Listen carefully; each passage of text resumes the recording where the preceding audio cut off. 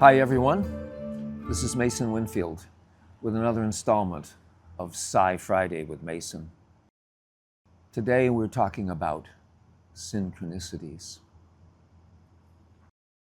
Sigmund Freud, 1856 to 1939, was the great pioneer of a way of interpreting the landscape of the human mind.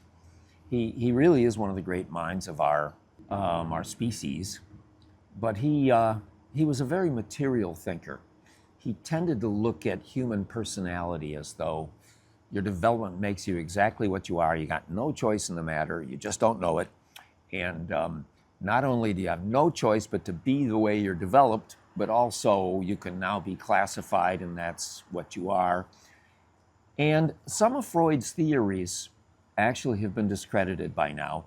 I mean, if, he's got this theory of a Freudian mother complex and you just give somebody lithium and they're all better, they had a chemical deficiency. It wasn't something that he thought. Along comes Freud's pupil, the great psychologist Carl Gustav Jung, J-U-N-G. His dates were 1875 to 1961.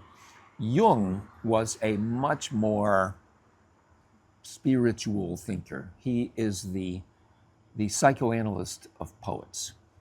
Jung was, of course, devoted to human personality, but he had a number of wonderful spin-off theories. And one of them, kind of offhanded, was his theory of synchronicity. Now, synchronicities, you all know what I mean. It's like that stack of crazy coincidences that fall together in a short period of time and they make sense.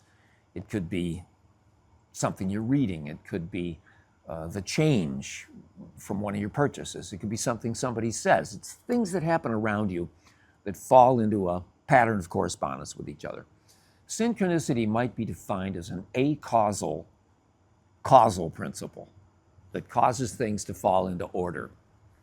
Well, I had an incident that I'm sure was like that. It was on the morning of September 23rd, 2025. I was in Warren, Ohio, which is northeast. It's southeast of Cleveland. It's where my dad's people are from. And I had been giving talks at the Serpent Mound conference in southern Ohio. Wonderful event. Had a lot of fun there.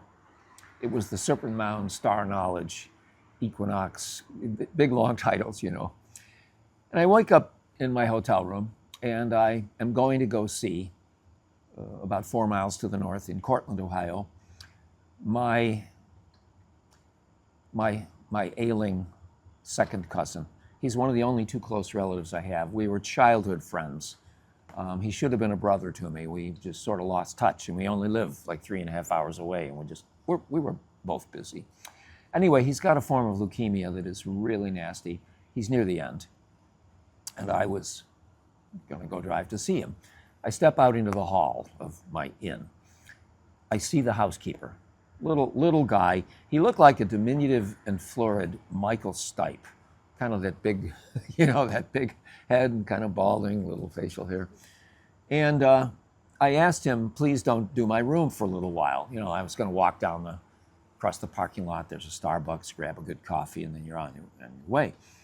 And he just walks away. And I go, and I get into his field of vision, and then he sees me.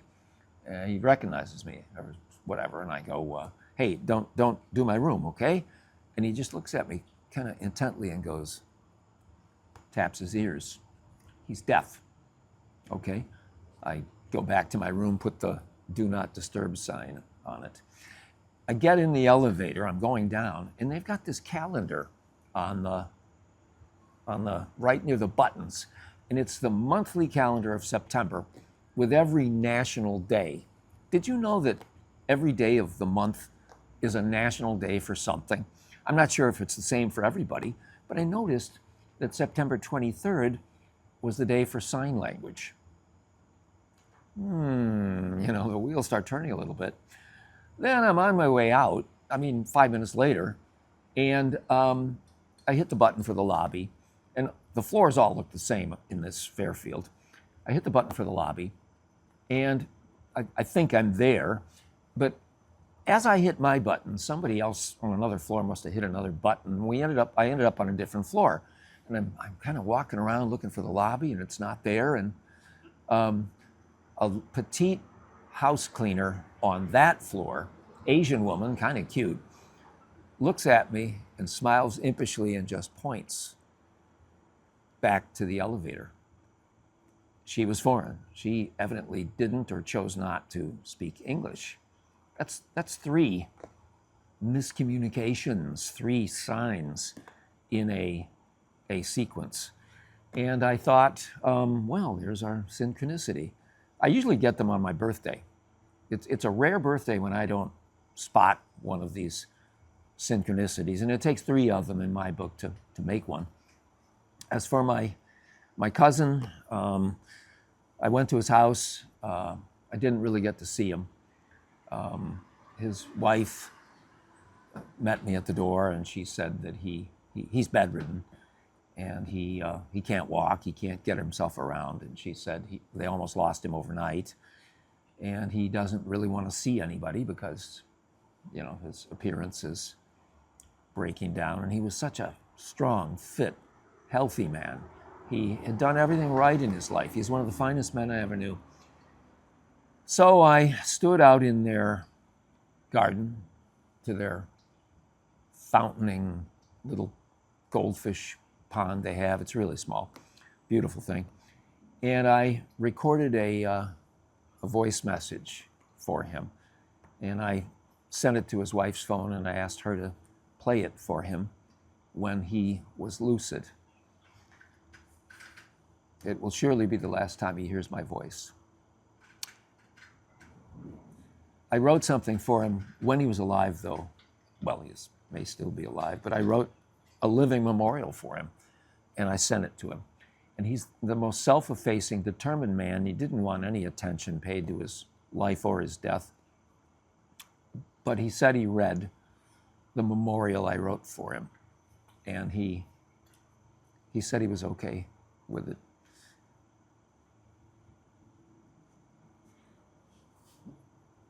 I'll show it to you someday. Thanks for joining us on Psi-Friday with Mason. See you next week.